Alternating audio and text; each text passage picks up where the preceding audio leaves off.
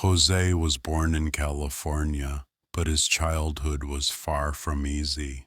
His parents were Mexican immigrants, traveling from one town to another, following the harvest seasons.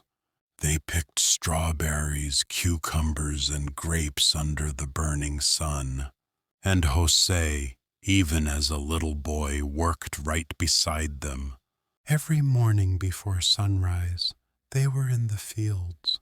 Every night Jose would look up at the stars and whisper to himself, "One day I'll go there." But in that world, dreams like his seemed impossible.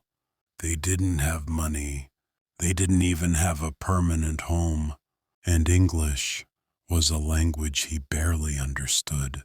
Narrator: When Jose told his teacher he wanted to become an astronaut, she looked at him, smiled, and said, "Then you'd better start with your homework."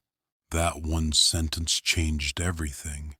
He started working harder than anyone else in class. He learned English, excelled in math, and when he grew older, he got accepted into the University of the Pacific, then earned a master's degree in electrical engineering. But success didn't come easily. He had to work as a janitor to pay for his education. By day, he cleaned classrooms. By night, he studied inside them. Most people would have given up. But Jose, he kept going. After college, Jose finally achieved what many dream of. He got a job as an engineer at a lab that worked with NASA. And then he did it. He applied to become an astronaut. But NASA said no. He tried again.